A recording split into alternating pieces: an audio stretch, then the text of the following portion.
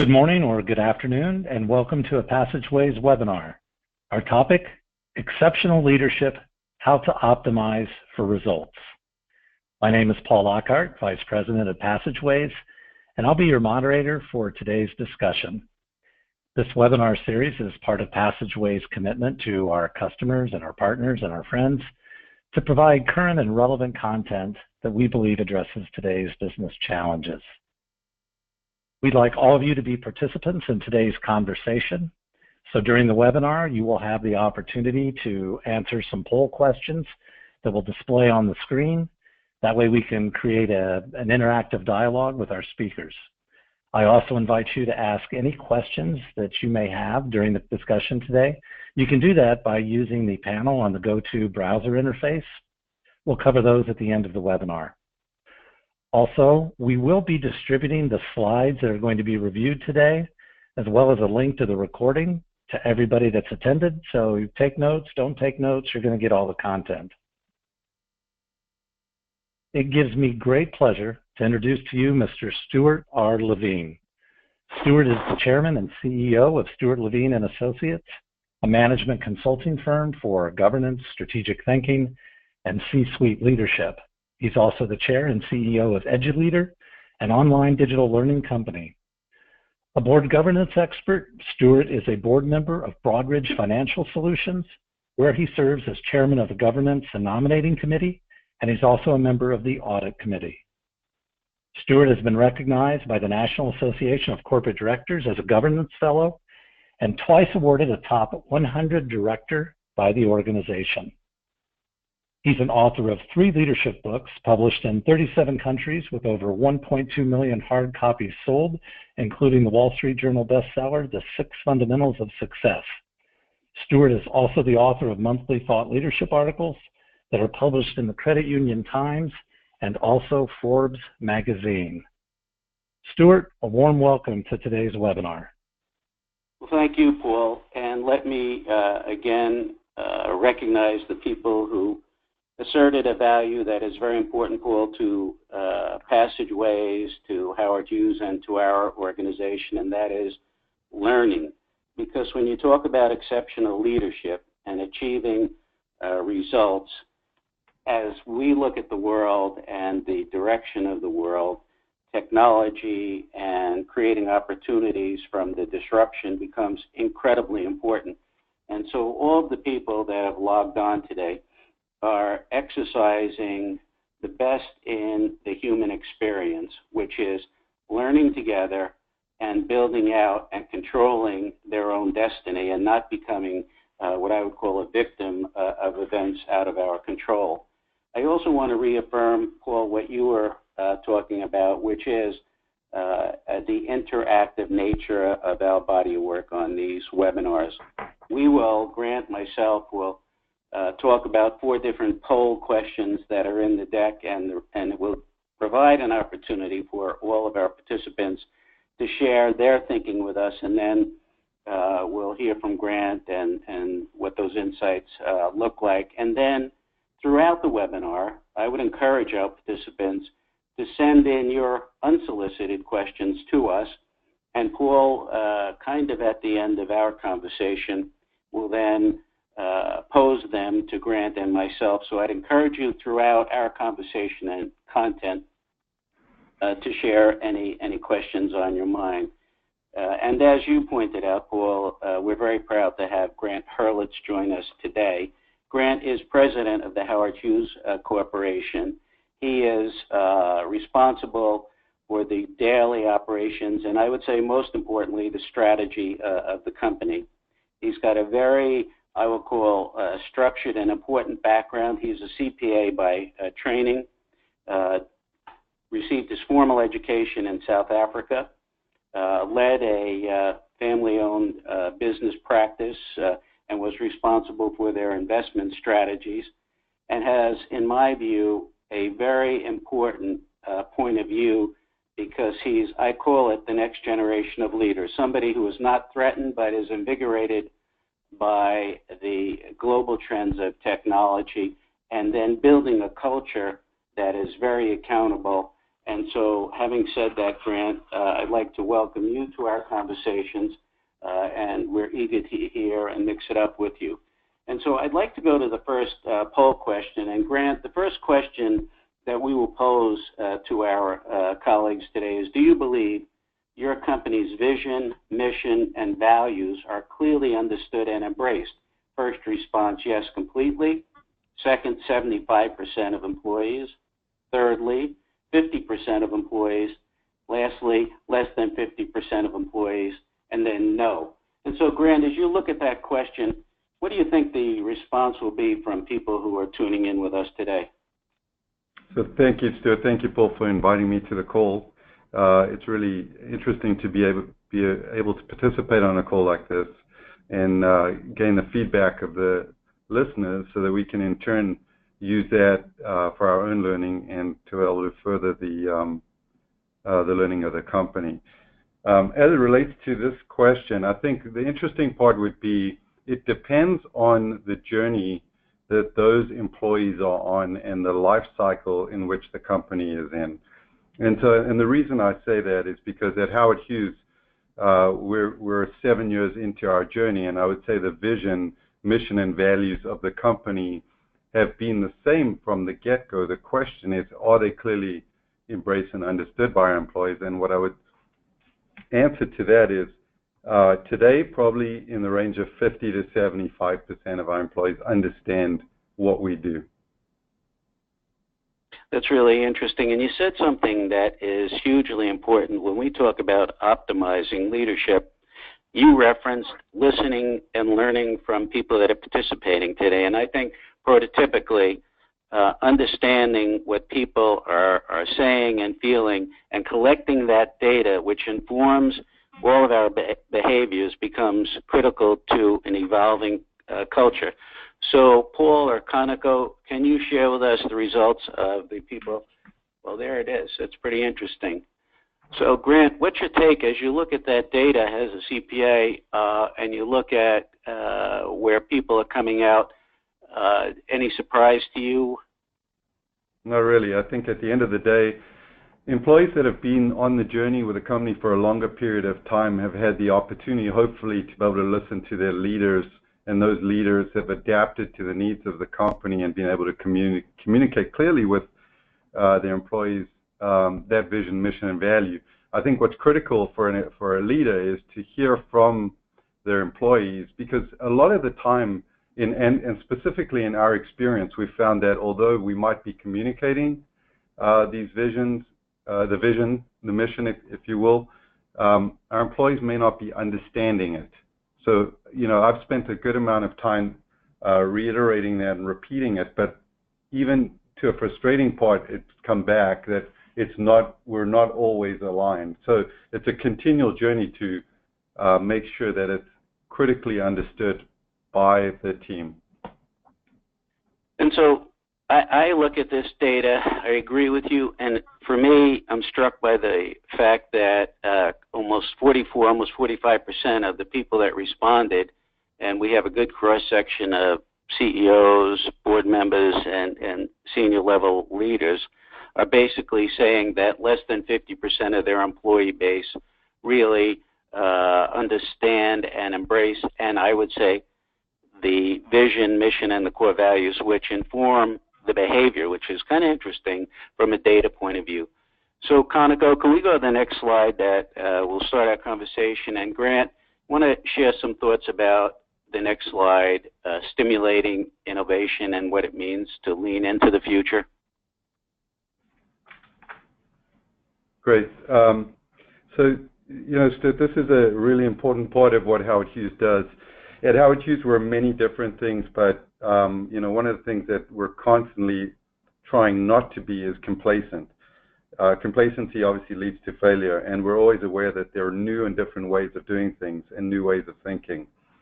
As I said before, we continually focus on learning and a learning culture. We recently launched a new learning portal in which we're sharing videos each week, as well as ways to navigate within our company, new innovating ways to think about our business, and general videos to stimulate the mind. Now, learning is the key to leaning into our future, and learning translates to knowledge, and knowledge to power. And this means you're gaining new tools and skills in order to take on challenges and do things differently. You know, at Howard Hughes, we talk about having the courage to change. And having the courage is not necessarily always having the confidence that you know what your outcome is, but having the courage to believe in your convictions. And courage allows the team to lean in, take on new things that otherwise might seem daunting, but also allows them to fail. And failure is an important part of learning. We hopefully support each other and trust each other, which will provide each other with the confidence and the courage needed to be bold, innovative, creative, but not letting go of process to keep things moving smoothly and effectively. Okay, so the notion of courage in changing a culture, I would say from our perspective, that's why values become so important when we talk about vision, mission, and values, because I think, Grant, values give us the confidence and the courage, your word and the good one, to embrace new thinking and to understand, I'll call it, new demographic trends, okay? So next slide, please. Come up with poll question 2. Do your employees understand where your organization is going? Are they engaged? Do they understand the role that they play in the achievement of results? Yes, completely, 75%, 50%, less than 50%. Grant, what do you think we're going to hear from our colleagues here? I think the majority is 50% of employees understand where the company is going. Mm-hmm. Pretty interesting. Interestingly enough, Gallup polls nationally, pretty current, show that 65% of people say that leaders of organizations, that their workforce, 65% of those people are disengaged. So it'll be really interesting to see what people, how they respond to this one. Kanako, do we have a flash look at what people are saying? Yeah. Wow. Yeah, it's pretty close. Isn't that interesting, Grant? Only 1 point off, Stuart. Yeah, that's. But you know, yeah, it's kind of, you know, we talk about accountability, and from your financial background, and I know you're an extremely results-driven human being. When you look at this percentage of people who are engaged, you know, how would you respond to a question that, hey, where is the financial hemorrhage? And if you look at this data from your brain and experience, Grant, how do you respond to that data that we've just seen here? So I think, you know, generally the impact of a disengaged workforce is catastrophic. Mm-hmm. It'll have a debilitating impact on the corporation. You know, 34%, I think there's about a 34% cost of turning over talent. And so it's critical that we spend a good amount of our time on creating a team within our HR department that's dedicated to employee engagement and the employee experience. Including what's most important is the onboarding process, the first 90 days, the first 6 months, the first year and beyond.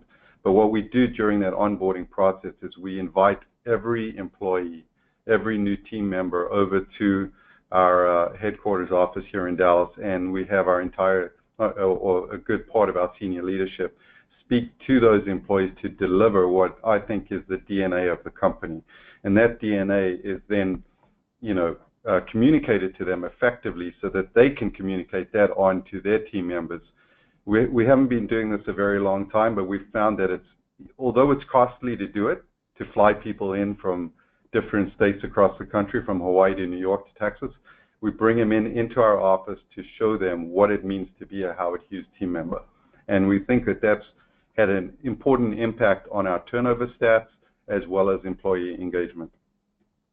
You know, Grant, it's funny from the board perspective, when you talk about governance, the big issue a couple of years ago was how, in fact, what's the curriculum for a new board member coming on board? Because at a board level, you really should not have underperforming assets, and there's a tremendous amount of focus. But your comments about setting the DNA and the, I'll call it expectations and orientation, are a very important takeaway from this conversation, and we should revisit it, because that really does set, I will call the bar and expectations of relationships. And thanks for sharing that very creative idea. Next slide, please, Grant. And talking about where we go for the engagement and what exceptional leadership looks like to you. Okay. So as I mentioned earlier, I think that this is what we're looking for is an intellectual dedication and financial commitment from day one. I think that engaged team members, Stuart, your question is on how do we engage our employees? Yeah, I think so. Okay. So engaging employees is important because we've decentralized our business. So we're trying to communicate that effectively through our regional leadership. And we're having immersive sessions where we, as I said, engage our employees from day one in an onboarding session. They're delivered the company values. They're delivered an education session in each of our assets, our properties, on our teams, on benefits, on how to run their business. And this prepares them to pay attention to what is the most important work for the company. This sets the standards for behaviors and the expectations from our leadership team. These two-day immersive sessions, we have lunch and learns that allow our employees to share a diversity of opinions that then is communicated across the balance of the organization. But what we also do to engage our employees is allow them to what we call now find your story, which is what role do they have within the company and how does that role play into their overall life experience. And Grant, what advice would you have as president of your organization and your experience in these orientations? You know, have there been any surprises in these orientations, and what would you advise people to think about? Well, what I would tell you is the first thing we heard when we started was we'd never experienced this anywhere at any other company before, that a company would spend this much time speaking to its people about what we could do for them and then respectively what they could do for us.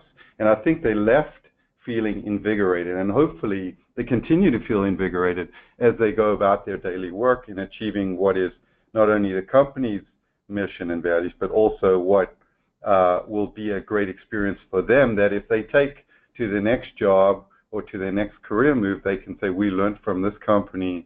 This is a company with great intellect, with great learning, and with great knowledge that allowed us to further our career. So if we go to the next slide, thank you for that response. We talk about talent and embracing and adapting to disruptions, and I know you are kind of leading that very stimulating disruption of thinking conversation. And so I think the next slide will be important for you to take us through, which relates to people, how they embrace the change and adapt to the disruptions. Can you share some thinking on that, please? Yeah, so change is the only constant, and as a person that embraces change, I sometimes find it difficult to understand why some of our team members or people in general fear change. And the reason that they generally fear it is that they fear they will be displaced. The idea behind that is that to embrace change and adapt to disruptions, we have to encourage our employees to participate in that destruction process and therefore rebuild from zero. We have to train them to be accepting of change, and that encompasses a significant amount of time developing technologies that we can communicate throughout the organization that allows us to enhance productivity within their spaces and allows them to track their businesses and, again, provide cultural videos for constant learning. What I would tell you is that, it sounds like we have this perfected, but every day is an ongoing struggle to keep changing, because whenever we think we're complete with the changing, we're destroying that change to begin again. And that destruction is sometimes disconcerting to a lot of people. They'll say it's spinning or it's not productive. But at the end of the day, as a leader, sometimes you got to do the unpopular thing, and the unpopular thing here is keep people moving, and that's what we do here. And so far, it's worked out for the company. We've been very successful over 7 years attacking it this way, and hopefully our people accept it. But it's very disruptive. Yeah, and I think throughout that journey that you described, making sure that there is clear accountability, and I wonder if you can share a thought or two about how you hold people accountable through that constant transformation, if you will. So the way to hold people accountable is to ask them if they paid attention and are they prepared. And that, to me, are one of the two most important tenets of running your business. Our leaders have to pay attention, and they have to be prepared for what they're doing. It's okay to make mistakes as long as you've done both before. So how do we hold them accountable? We have metrics that allow them, where they track their businesses, whether it's on financial metrics or quantitative metrics. Those are reviewed on a monthly basis, on a quarterly basis, and then against their strategic goals that are set each year. So the takeaway there is accountability comes from clear metrics and a clear understanding of what I'm accountable for. And then we go to something that we've had a lot of discussions, Grant, you and myself, which is recruiting and retaining the best talent. Poll question 3 is, how effective is your organization's ability to recruit and retain top talent? Excellent, good, okay, not great, or poor. So, Grant, what do you think people? How do you think people will respond to the question of their organization's ability to recruit and retain? I'd say the majority of them would feel good about their ability to do that. Mm-hmm. Right. It's really interesting because you used a piece of data about the cost of turnover, and as we move around the globe, we don't hear enough of that conversation. So let's see what people have said on poll 3. So they do a good to, so any surprise in that data? No, I think it's pretty illustrative. Right. So I think there's a different way, which we've discussed in the past, of looking at recruitment, and I will call it retention, as a strategic weapon. And one question that jumps out, and I'm curious for your response in this area, very recently we were talking to a large healthcare system, and we looked at data, and there were questions about, would you refer somebody in your family to come work at this healthcare center, and or would you refer somebody in your family to have healthcare protocols performed? And the answers were mediocre at best. How would you respond to something like that and linking it to the strategy of the recruitment here? I think if someone at our company would refer to our recruitment strategy that way, I would be really upset by that. Obviously, we are very proud of who we are as a company and our ability to attract and retain talent. Our name, Howard Hughes, is synonymous with the pursuit of excellence, and that comes with our ability to retain and recruit excellent talent. To that end, when we first started out as a company, our CEO recommended the hiring of an in-house director of talent acquisition. And, that was, at the time, wasn't met warmly. We thought, well, we would, go to traditional recruiters and spend the money because they would have access to a database of talented people. But we felt, pretty strongly that having that in-house would allow us to communicate effectively the DNA, the mission, and the values of the company to that prospective employee, and therefore, allow us to recruit that talent more effectively rather than having someone else deliver our message. That's obviously been very successful, and our director of talent acquisition is phenomenal at what he does, and he has a database of people where he goes and recruits from, whether it's LinkedIn or other software tools that where he can communicate that message, and he has a passion for the business, which allows that, as a first touch to those new recruits, a convincing message as to why they should join the company. I mean, at the end of the day, he has to challenge people and inspire them to do great things, to do the impossible things. That's what we stand for, to understand that the company will be loyal to them, trustworthy, and will support them in their achievements and recognize them for their achievements. And most importantly to me, at the end of the day, all you have is your integrity, your ethics, and your reputation.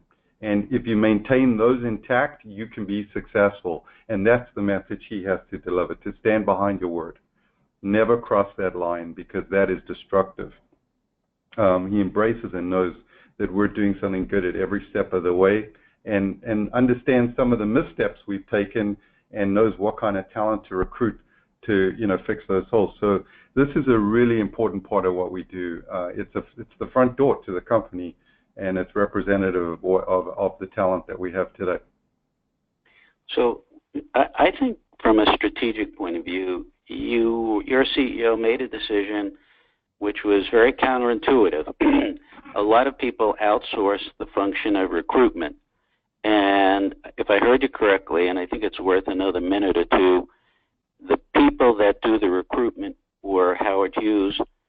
They know your values. They have a passion, that was your word. And then they recruit because they understand precisely what you're looking for. And by the way, they share your values. Can you give us another couple of thoughts on that? It's a very important issue. Yeah, so when you look at whether to recruit talent using an internal source and an external source, there are a number of pros and cons. But if you're looking at an external recruitment source, those persons have obviously a much larger database.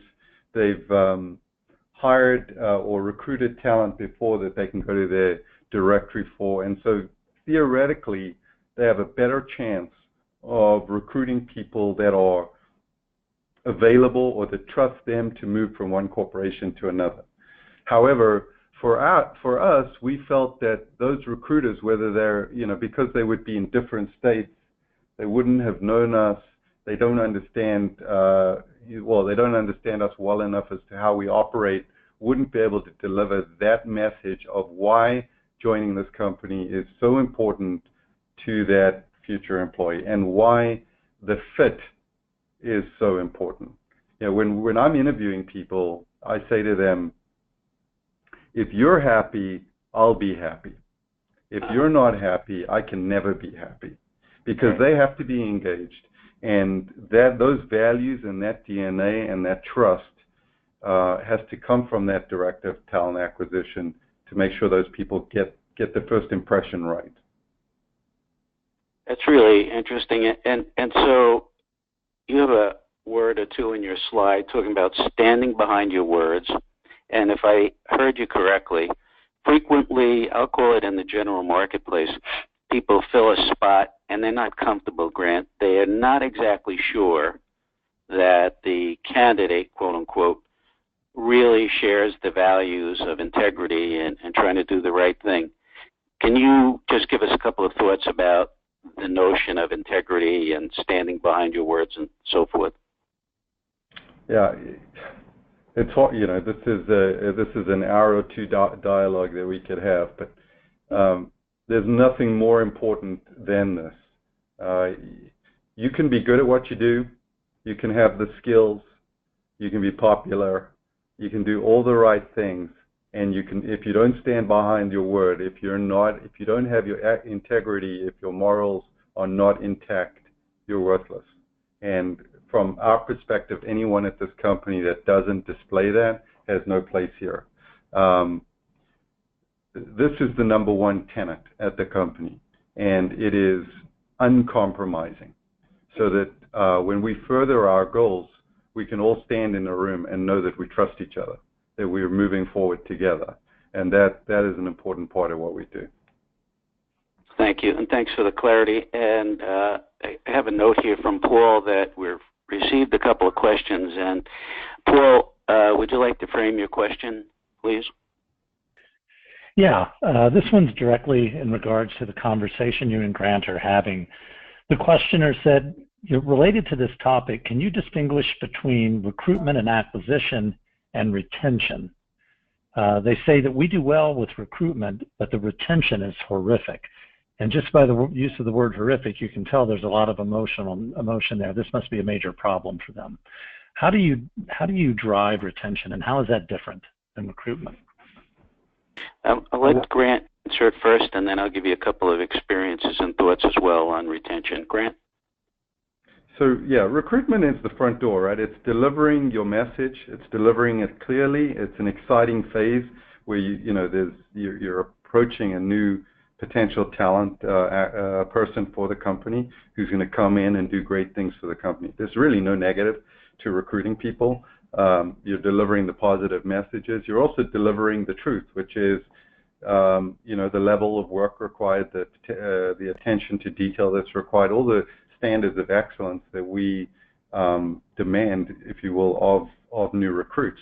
Retention is a whole different ballgame, and retention comes from an ongoing dialogue with the various groups, your departments. It's driven primarily through programs, in my opinion, from HR, and those programs that are delivered by HR are programs of education and learning for department leaders or supervisors, and depending on how engaged those leaders are will determine how successful, I believe, the company will be at retaining the best talent. In an area where there's significant turnover, obviously it's very harmful, and you should look to the senior leadership within those groups as to whether they're doing what they need to do to retain talent. Some of it may be market-driven, but communicating the message effectively from that senior leader is critical to retaining talent. And in areas where we have suffered in that regard, and I could think of a couple during our 7-year period, we've spent a good amount of time with that leader formulating strategies. Specifically, Stuart has actually helped us do that, coming into that group, making sure alignment is clear, making sure there's clarity of purpose, making sure that people understand what's expected of them and what's expected of their leader, so their leader is participating and purposeful in what they do. And I guess if to the extent that both the leader and the team member are in alignment, retention should grow. So, Grant, I think retention is one of the key indicators for senior leadership because, and you can look at it, I recall a number of years ago, I was on the board of a Fortune 500 company. I asked the question, I was a new board member, what our employee turnover was in a particular sector of our business. The CEO didn't kind of get the question. 6 months later, we became the target of a federal investigation. It was in that sector. We had 105% turnover. And I learned a penetrating lesson. Employee turnover, it's virtually impossible for the Howard Hughes Corporation or anybody else out there to have sustainable results if, in fact, your employee turnover base is not really cohesive. And I think Grant touched on a very important but subtle issue.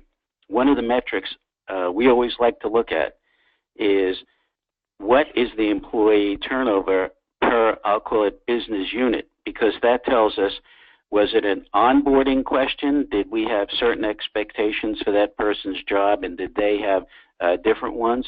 Was it a lack of communication in that particular business unit / sector, or is there an ethical / challenge going on? And I think looking at the retention question, for me, Paul, always tells us how healthy that organization is. A correlation between, I think, the success you hear Grant talking about of the Howard Hughes Corporation, there's a direct line correlation between employee retention, productivity, and their results going forward.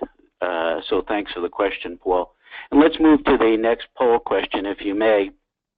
Poll question number 4. Do you believe you have a learning organization? Yes. We're trying to evolve in this direction. Not the whole organization. And no. So, Grant, how do you think people respond to this question? I would say we are, they'd respond with, we are trying to evolve in this direction. And the reason is I think it's more and more common every day to understand that education is what's driving productivity. Right. Interesting. So, Kaneko, can you share with us what we've heard from our colleagues out there? And here we are. Wow, that's pretty interesting. We're trying, you know. So, any point of view, Grant, as you look at this data? I think that it's self-explanatory, right? I mean, at the end of the day, I think the people who've answered yes believe they have that organization. I would always caution someone to say that they've reached it, because at the end of the day, you can always do better. Right. Right. Yeah, and I think on top of that, Grant, and it might be worth you sharing your thoughts, I'll call it envision really, about when you look at technology and you look at analytics and its impact on your ability to co-create products for your customers and your colleagues moving forward. How do you link that with the learning culture? And you're right, you can get pretty self-righteous if you say, yes, we're there. But what do you do to make sure that the ice doesn't form too thick on the lake and you can't do ice fishing there? You know what I'm saying? Yeah, look, learning is an important part of the company, and as I mentioned before, it starts at the onboarding session and goes all the way, day to day. It's what did I learn today, and how did I better my life? Using technology to do that allows you to see the results of your learning faster. The analytics allows you to be better at making decisions or being informed about the decisions you've made or are making in a timely fashion. But it doesn't change what you should be doing. Technology allows you to do the same thing you were doing in a more automated way. You still have to run the business. You still have to have revenue. You still have to have customers. And it's how you go about processing that revenue or how you go about controlling your costs using data through technology is what makes you effective. Learning through statistics and learning through data analytics is an up-and-coming part of every business. It's what do we use big data for on how to better our business. And sometimes you can get caught up in the information and have analysis paralysis. I think every organization faces that today with the inundation of information coming in. And the critical part is, how do you synthesize that information? How do you use it on a go-forward basis? And how do you incorporate the knowledge that you've gained and distribute it across the entire organization in a learning manner? And so back to the example of the 105% turnover and effectively, what do you do with that data, Grant? So in that example, there were pieces of information that we should have seen, should have understood. We became target of a federal investigation, forced into a transaction, and the rest was history. So the idea of looking at the data and analyzing it as it relates to your culture becomes I believe, a differentiator for really smart leaders and a powerful lesson that I learned. And so let's go in to the next slide and the next chunk of work that talks about the impact. Can I add one more thing before that? I think that it's important. Several years ago, our board asked us to set up an enterprise risk committee where the various risks and opportunities that were presented to the company would be elevated to a board level where it could initiate discussion on how to either take advantage of opportunities or how to mitigate risk. And so every quarter we report on those risks through our risk management group. One of those risks is employee turnover, where we look at the data on a quarter-by-quarter basis and measure it against the benchmarks in the industry in our various product groups, including office or hospitality, and we take action as a result of those statistics, whether it's improving learning programs, trying to figure out where the issues are so we can attack them very quickly. So the model that you just defined is perfect to the direction of where governance, intelligent governance, is going today. which is affirming at the board level. And people always say, well, how do we know what the culture is in our organization? And you just gave us, I'll call it, a pathway forward, which is, hey, let's look at the employee satisfaction, employee turnover, recognizing the amount of capital that we have to spend, human and financial, is defined. So the next series of comments here talk about the impact of a disengaged workforce and your ability to create shareholder or, for credit unions, member value going forward and create that culture. So you want to talk about your experience and your point of view on the disengaged workforce, please, Grant. Yeah, I think our goal is to always keep our people busy, and if we keep them busy and we keep them occupied and we keep them productive, they're happier. A disengaged workforce is toxic to a company. It's as we talked about earlier, its cost is approaching 34% of a person's salary. So if a workforce is disengaged, that innovation, that creativity will suffer, which will ultimately have a rolling effect, a cumulative rolling effect of disrupting the organization. That extreme cost of talent loss in recruitment time and resources and education in culture alignment, lasts more than 1 year, and the ability to quickly take advantage of these mistakes and correct for them is essential for a company to be successful. But all of that goes to saying just one thing, and this is where we try to enforce our number one value, that is above all else is our people. So we have to focus on our number one asset. We're a real estate company, and when people talk about real estate, talk about our company, they think assets are in terms of properties, hotels, and office buildings, etc. But our number one asset is our people, because without them, we couldn't do any of it. So we spend a great amount of time, obviously, on making sure they're engaged. And I hope that we're successful at it. So that from a profitability standpoint, clearly we are, and from a growth standpoint, clearly we are. At the end of the day, we look to our employees in a survey to say, have we engaged you? And if we haven't, how do we do that? And so we're working on that. It's a learning experience. We've made our mistakes along the way, and we're getting better at it. But for 7 years, I think we're doing pretty well. And so talking about kind of relationships internally with your own employees, people, being your number one priority, but talk to us about the relationship of those employees and call it your customer base, and managing the external relationships based on those relationships, Grant. So my interaction with our employees is what I would call a very direct one. It's, I'm known to be brutally honest, and I think sometimes it could be seen as being piercing, but at the end of the day, I think they view it as, there's nothing but the truth, so that when they walk away, they know exactly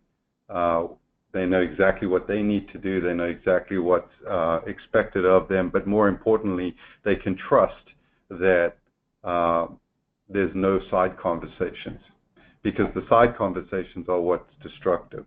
So I think an honest conversation amongst senior leadership allows everybody to walk away feeling inspired, invigorated, and they may not necessarily agree, but there's no, as I said, there's no side conversation which leads to toxicity in the workforce. Yeah, thank you. Hey, Paul, we come back to you for a question.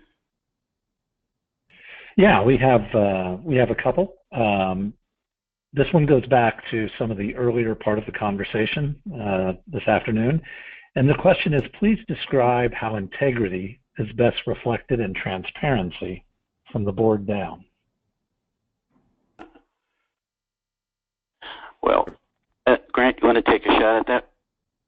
Yeah, I think, from the board down, it's a great question. In every one of our board meetings, what I would say is we have a board that has a reputation for absolute integrity. And those conversations are in those meetings, which are a complete honesty, a complete brutality of the truth, so that nothing is left to chance. What's also important here is what I communicate, which is to never blindside your leaders with problems, to always elevate problems or opportunities up front so that at the end of the day there's no reason for a cover-up. There's nothing more important than telling the truth, because at the end of the day, as long as you tell the truth, there's nothing left to uncover. And that integrity, those morals, those values, if they're indoctrinated within the workforce and a worker feels comfortable coming up and saying, hey, I have a problem with X, that problem is elevated to a point where there's a team that surrounds it that can help solve the problem, as opposed to a worker who believes they have the solution at hand but are going to work on it and not let anybody know until such time as they've solved it. That is very damaging, because at the end of the day, although their intentions might be good to solve it, if a leader is blindsided with a problem without knowing that exists, that level of trust disintegrates almost immediately, because the leader is thinking, what else don't I know? That's why integrity is so critical to the productivity of a company and to the ability for a leader to move forward. Because if they keep having to look in the rearview mirror for what don't I know, they can't look forward to what are the opportunities that are bound that I can take advantage of. Grant, there's a rule in, one of my books, Cut to the Chase, that says you have to know when the baby is ugly, which is a tough phrase, but sometimes there is an ugly truth, and it's much better for us to hear it at the board level than for us to then have to restate earnings or go back. That's number one. Number two, enforcing the thinking that says, hey, look, every one of us has a brand. Every person at Howard Hughes, every person at SLNA has a brand, and the same thing for Passageways. And if, in fact, we sanction bad behavior, we run the risk of having our own reputation put in question, and that becomes your brand strength. Everything that we all work on, which is strengthening a brand, rides on every person that wears, the way I see it, Grant, is somebody who wears the Howard Hughes T-shirt or the Stuart Levine T-shirt or the Howard Hughes, sweater. In other words, we all ride every day on that transparency and that truth. And I think that it's not rhetoric, it's real, and it takes, and you use the word, and I think it is the right word, courage to be able to come in to your HR leader and say, okay, Derek, guess what? Houston, we have a problem, as opposed to, spending, I'll call it layer after layer of discovery, and eventually it all comes out in the wash anyway. So, Paul, those are our 2 points of view on that question. You want to give us one more, please? Yeah. So, Grant, what techniques, resources, or exercises does Howard Hughes utilize to train its employees to be accepting of change? It's a great question. I think that it's meetings. When we have our leaders in meetings, sitting there saying, this is a new product, this is a new process that we're embarking on. Change never comes easy. So I think what we try to do is to encourage people to allow for that change to occur and for them to be accepting of the fact that they don't need to fear that change. But if you ask what techniques, the question is what techniques? We actually don't have any specific techniques, and maybe it's a great question and something good that we should be doing. So I appreciate the question, and next time Stuart invites me to this conversation, hopefully I will have specific techniques for you.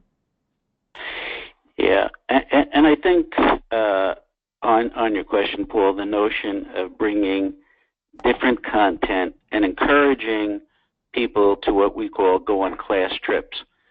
So you visit other industries, other organizations that you provide an opportunity for people to see and feel a different organization and to learn. And sometimes we see organizations that are so in-speak, if you will, they become incestuous, that they're not accepting of different content and different points of view. And that's why I think once in a while, having a fresh look, it's like getting a cleansing breath in your brain, where you see things from another prism, if you will. Paul, next question, please. Well, that's actually that. At this point, I think we've reached the end of our time for the webinar today. So thank you, Stuart and Grant, very much for your time and insight that you provided. And thank you, everyone in the audience, for attending and contributing. Before everybody leaves the webinar, I would ask that you take a few minutes to respond to some survey questions that you're going to be presented with. We really do appreciate your feedback on our content and any ideas that you have for future programming. Also, another reminder that the slides and a link to today's recording will be sent to everybody that's in attendance. If you're interested in how you can optimize board, committee, and executive meetings for optimal results, I invite you to learn a little bit more about Passageways onboard meeting solution. We also offer an employee platform called Ensemble that helps develop and support a learning and engaged workforce. Information on both those solutions can be found at passageways.com. Stuart, again, thank you. How can people contact you if they have some additional questions on optimizing for results or any other questions around governance, strategy, or leadership? So thank you, and again, thank you for Passageways for sharing your portal with us. I would say, look, culture does not change. You do not put a pill in a lake that's been polluted or been stagnant for a long time.